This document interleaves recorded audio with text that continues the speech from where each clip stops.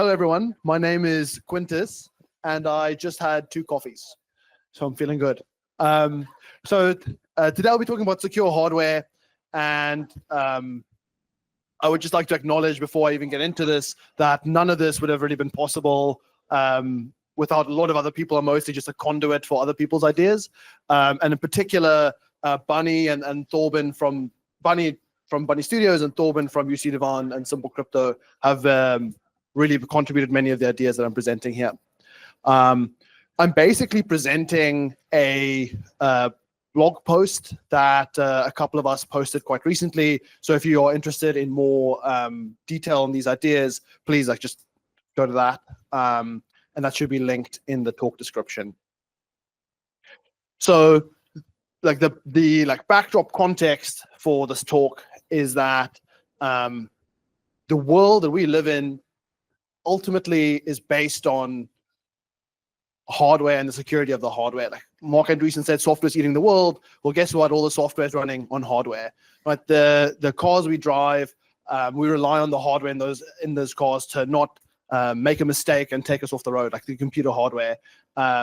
Obviously, your password manager, your hardware wallet, our validators for the blockchain, your bank's server, everything, that all runs on hardware. And we don't often enough really think about the attacks that can happen on this hardware. At least many of us don't. And I would argue that in some regards, almost no one thinks about it. So the classic kind of adversary that we're all very familiar with is like the software adversary. And I won't touch too much on the software adversary today. We know of some defenses against them. Then the next is physical attackers. And again, against physical attackers, it's harder, but we do know some defenses. And I guess there's some debate about how good we can make these defenses, but we do know some things. The main thing I want to focus on today, though, is a supply chain attacker. This is basically the attacker which modifies hardware before it even gets to the end user. And this is very dangerous, partly because we don't have really good defenses against this today, and partly because this kind of attacker can disable and undermine our defenses against all the other kinds of attackers. And so I think a very reasonable person would say, look, this is what the sort of attack surface looks like. The software level, the user error side of things, that's where the biggest concern is. And that is true for sure. And if you come down all the way to the hardware kind of style of attacks, the risk of these attacks is much smaller. And then Trojans wasn't even in this diagram. I added it at the bottom. And this is true if we're trying to secure a chip for use tomorrow. Certainly, we'd be focusing more on the software side of things at the top of this pyramid. But I don't think that this thinking is really a good reason to dismiss thinking about hardware Trojans. Firstly, hardware Trojans are by no means rare. There are plenty of examples in the last 2 decades, or I guess I took these from the last 2 decades, but there's I guess I could do it in a shorter time span. Plenty of examples of hardware Trojans from governments, from companies potentially pressured by governments. And the most recent one, I don't know if you guys have been following in the Middle East, actually resulted in it was lethal. Resulted in death. And then on the other side of things, moving away from malice, we also have sort of ignorance or laziness or just sort of being a bit cheap. We have this kind of problem where the manufacturer might not be trying to actively attack you, but is trying to save a buck, and so isn't providing you the hardware that you think you're receiving, right? Or they're just providing you defective hardware, that they aren't even aware of. And even though this might not be malicious, it could still undermine the kind of guarantees that we think we're getting. And so the point that I'm trying to make today is that really we should be focusing on the security of our hardware all the way down to the Trojan level. And the reason for this is that if we do not build on a solid foundation, when things do get tough, and things we should expect to get tough if we're trying to build a World War III resistant kind of system.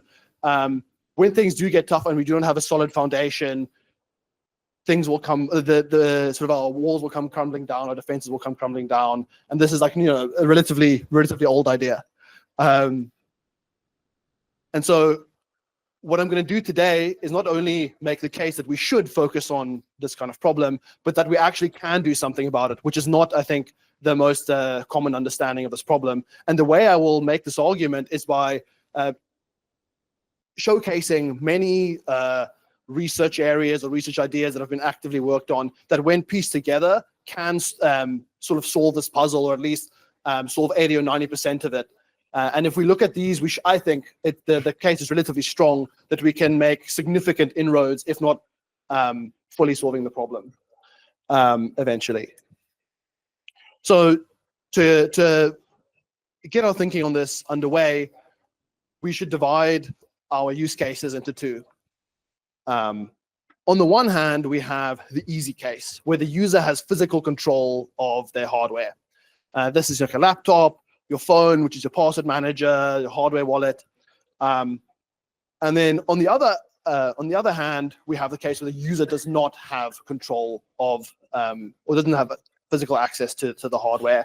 And this is actually like quite common. If you think about it, the vast majority of computation happens on the cloud, right? Which means that we do not have physical access to it, and someone else does. Obviously, all these discussions about TEEs, that's also based on these kinds of things, and the Flashbots use cases, block building, etc., that we've been talking about. But even Ledger comes up here, because remote attestation provides a way for Ledger as an organization who doesn't have access to the hardware to give their users assurances that, hey, look, your ledger hasn't been swapped out in the supply chain, that you actually have the hardware that we were intending to send you, or that we wanted you to buy. And the remote attestation case is the harder case, but we can cover both in this talk. So to address this problem, I'm going to sort of break up addressing this problem into some sub-steps. The first two are sort of the image and reference. The image question is like, how do we analyze a chip? How do we look at a physical chip and derive enough information from it to be able to verify that it is actually what we expect it is? And the second reference is having a cross-reference to compare that image to. It's not enough to look at a chip and see that it is whatever, red and has this or that pattern. We need to know that this or that pattern is actually secure and corresponds to the functionality that we care about. And so these are the two things that we need to deal to solve the easy case. But this is not enough for remote attestation. For remote attestation, we need we have to deal with two more problems. Remote attestation requires the hardware to be associated with a key. And we need to know that these keys are not compromised. This is not guaranteed by any means in the current setup. Similarly, we need to do attestation, and right now attestation relies on trust and, again, a single party, and we'll get to that eventually. So to start things off, let's look at the problem of analyzing chips. The sort of state of the art of chip analysis is like scanning electron microscope imaging, or focused ion beams, which are not Star Wars weapons apparently. And here you can see what that looks like. The problem is that these are destructive. In order to image the chip, you need to layer it, and this makes analyzing chips quite hard. We have to like sample them and give statistical guarantees, because we can't test the hardware that we're actually going to use in practice. It's also quite expensive. And so this is not really, I'm not saying it's not valuable. We should look at this, but it probably isn't the ideal solution. We do have non-destructive techniques like X-ray dichometry, which can give really, really high resolution images and show us the whole chip. The problem with these is that it doesn't scale. That X-ray image was taken at the Swiss light source, I think, which is, as you can see, like the size of a building, or I guess many buildings, depending on how big your average building is. And so this again doesn't scale, especially if if you think about all the world's hardware, if you think about sort of the geopolitical implications of this, and also the overhead and the trust assumptions of sending hardware to like Switzerland, this just doesn't work. So instead, I'd like to point to Iris, which is an infrared-based non-destructive technique for imaging chips. The basic idea here is that shortwave infrared can effectively like see through silicon, meaning that we can get a picture of a part of the chip, basically of the empty fill pattern on metal layer 1, if you know what that means. The high-level idea, though, is that we can't get as high-resolution images as we would with scanning electron microscopes or X-ray psychometry, but we can get something, and we don't have to destroy the chip to do this. Here's an example of what you can see. And so yeah, I guess depending on your background, this may or may not be interesting. The basic idea is that we can actually identify the logic cells in the chip, and this is enough information for us to do like a reasonably accurate gate count. Make do with that what you will. Okay, and so the problem with Iris or Iris alone is that it does not have the same granularity as the other techniques. It doesn't see down to the transistor level, and there are hardware trojans that only require not even changing transistors, not even like simply changing like the doping level on transistors, which is very, very hard to detect that with Iris alone. We can't detect it with Iris alone. Iris can only tell us when someone has added a significant number of transistors, where significant is like depends on a lot of parameters. But there are several other techniques which can be circumvented by hardware trojans. So, but the hardware trojans which can circumvent them must be of a certain size. So, for example, scan chains is what Bunny was referencing in this picture, are a way of checking the correctness of chips. These can be circumvented by hardware trojans, but typically we need like hundreds or thousands of gates to do this. And the idea is that we can combine these kinds of techniques for testing for, we can combine these kinds of techniques. Small trojans don't go through because they get caught by the scan chains or TVLA or a variety of other approaches, and large trojans get caught by Iris. So there's a lot of work that still needs to be done there. Iris needs to be refined, and we need to derive lower bounds on how small trojans can be to circumvent scan chains or to circumvent TVLA, etc. But that at least I think is a very promising piece of the puzzle. Now coming to the reference. We start with a very basic question, sort of illustrate why we, the easy case and the hard case again. If not all chips have the Trojan, right, and only one or two have it, then we should actually be able to just cross-compare chips, because the chips with the Trojan should look different to the chips with the Trojan. On the other hand, if all of the chips have the Trojan, we can't cross-compare them because they look the same, and so that wouldn't flag anything. What we need for this case, which is the case we'll spend most of our time thinking about, is a reference which can be connected all the way back to the logical functionality of the chip. And I'll explain in a second what that means. So in the chip design and I guess the whole supply chain, the chip design and manufacturing process, we start off with a high-level description of the chip, known as the RTL. And you can see here it looks kind of like code. Then this gets turned into a netlist, which is like a gate-level description of the chip. And then finally, obviously I'm leaving out many details, this gets turned into a GDS, which is like a layered image of the chip. And you can see here, obviously, if you're going to compare an image of a physical chip to one of these files, we'd be looking at the GDS. So this is kind of the flow.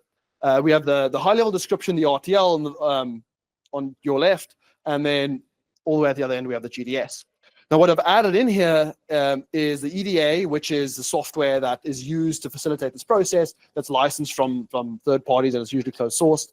And then the PDK. The PDK is like a library provided by the fab, and this is required to do this last step of getting to the GDS. Now, why am I giving all of this detail and all of these annoying acronyms? Well, okay, one is to highlight that the GDS is what we need, but two is to highlight this problem. Not only are actually everything in this picture is typically closed in the standard hardware world, and the reason for this varies.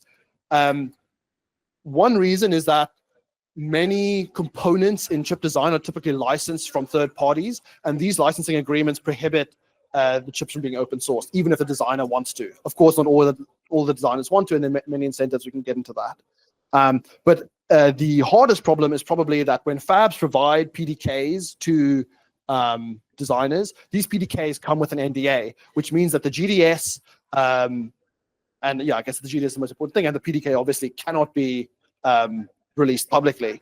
So what do we do with this? If we could just release the PDK publicly, PDK and the GDS publicly, then we should be able to connect the RTL to the GDS and compare the GDS to the image, and this should allow us to use Iris to cross-check chips.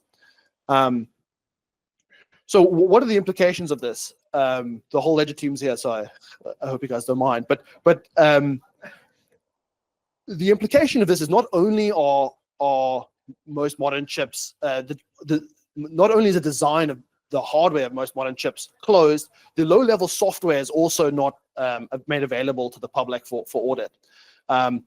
And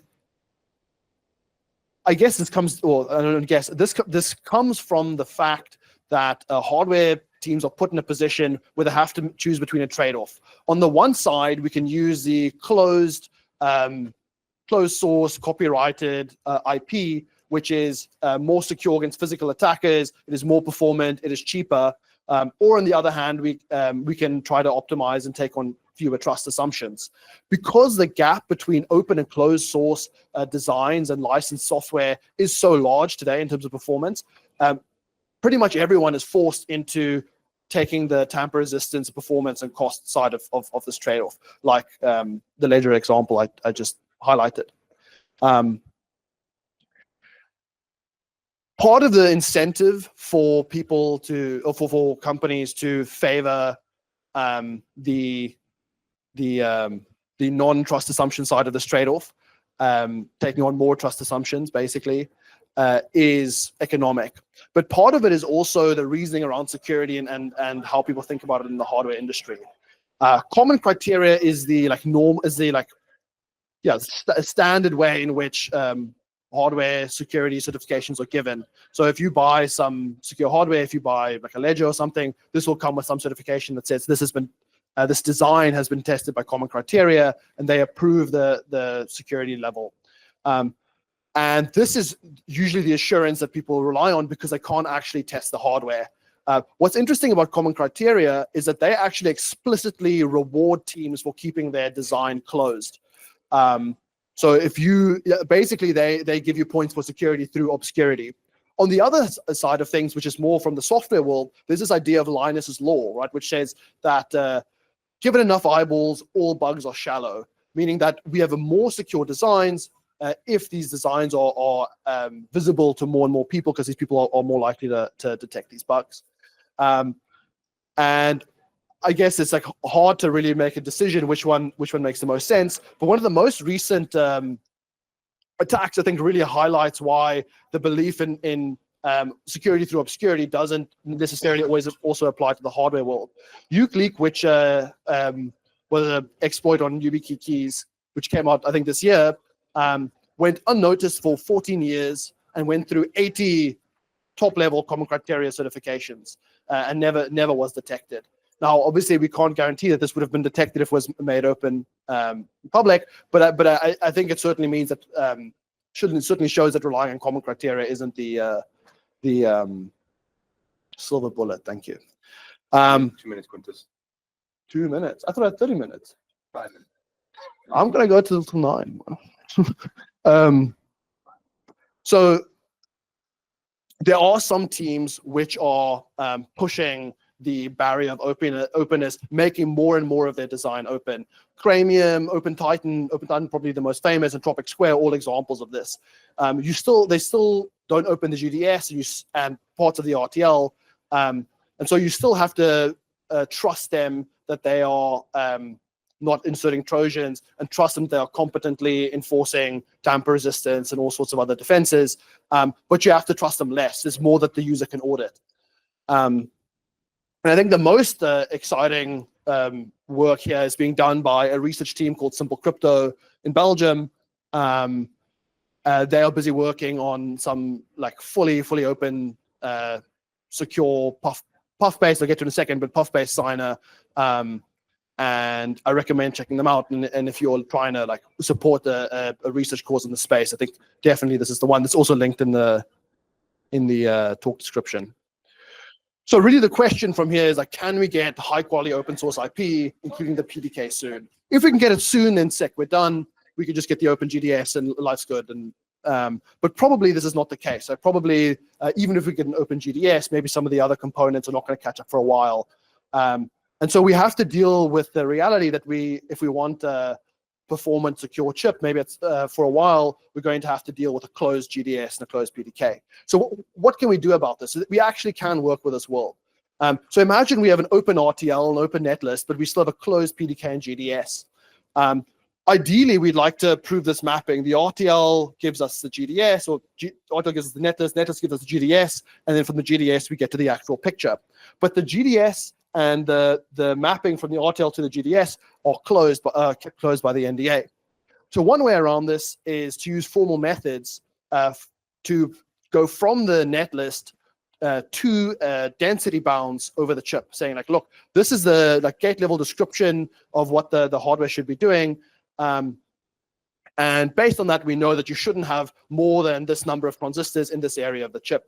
If we can get these bounds tight enough, then we should be able to detect large Trojans, which introduce more gates in different regions. Like Iris, we are in this position where we'd only be detecting large Trojans, and we'd need to rely on other techniques to force Trojans to be large, basically. But yeah, this is an idea. It requires more research, but I think this is at least a reasonable idea. Another thing we can do is use proofs to map the netlist to the GDS and then the GDS to the image. And there's a variety of ways we can do this. ZK snarks is one. We can use TEs, but that feels a little bit like turtles all the way down.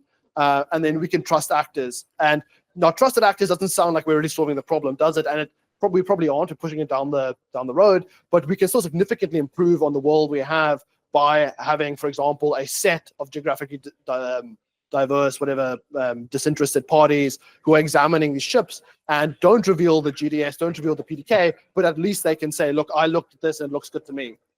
One thing to point out here is that it's hard, well, like in order for us to trust that the GDS doesn't contain Trojans, we need to trust that the mapping from netlist to the GDS doesn't introduce Trojans, which probably requires an open EDA, which is also a challenge. So just speed running through the remote attestation section. So those two problems, solving those already addresses the easy part, right? That addresses the hardware wallet, the iPhone, whatever. But how do we get to remote attestation?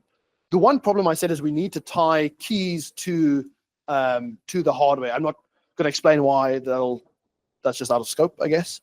But how do we do that? Okay, so one thing that is commonly done, I think this is done with SGX, for example, though it's not very well documented, is the manufacturer will generate keys on their laptop, and then they'll burn the private key to some eFuses, and then they'll delete the key.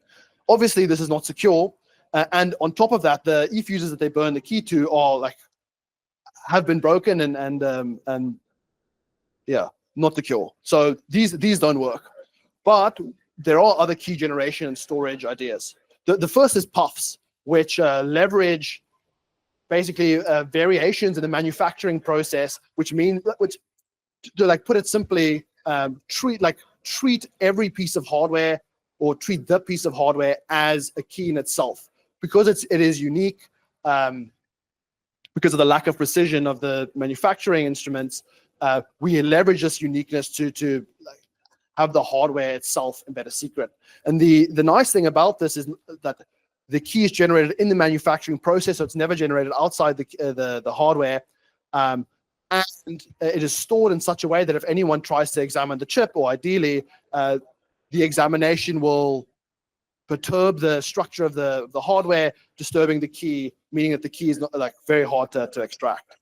Other ideas are to use a true random number generator and to use this to write to persistent storage, which is more resistant to physical attacks.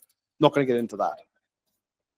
And we can use them together, which is probably the best thing to do for a variety of reasons I won't get into because my time's running out.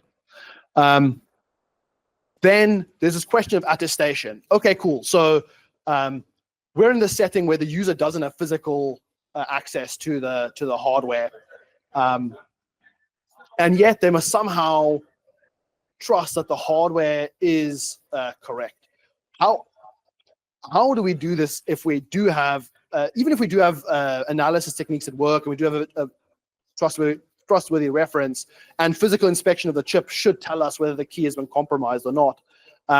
This still seems like a hard challenge. And what I'm going to do here is I'm going to propose a protocol that illustrates how we can use these other primitives we've described earlier in the talk to give the user some trust guarantees. This is by no means optimal, but it should give an idea. So imagine the user or not the user, the hardware operator who wants to purchase the hardware. Imagine this is like AWS or GCP, and they're buying, TDX Prime, this trustless TDX. They register their intent to purchase on a public blockchain. Then the seller of the hardware, Intel, who is now producing TDX Prime, they register the pub keys of a batch of these chips on chain. Randomly, we assign these chips to verifiers who've already registered on chain. Maybe they've staked, who knows. There's some process through which we select these verifiers. These verifiers then cross-check the images that they've gotten from these chips through Iris with the publicly verifiable reference and register this outcome on chain. We probabilistically sample some of these chips and put them back through the verification process again to stop verifiers who are lazy or who have lied from getting away with things very easily. So there's some chance that they could be caught if they don't do their job or if they're actively malicious.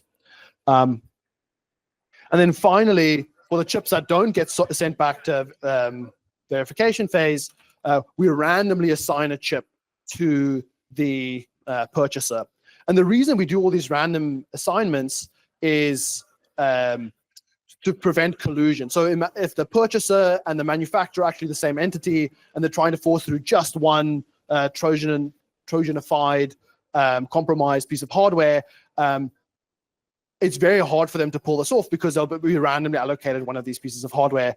Similarly, if a verifier and the manufacturer are colluding, it's hard for the manufacturer to know which piece of hardware is going to go to that verifier, and there's always some chance of being caught.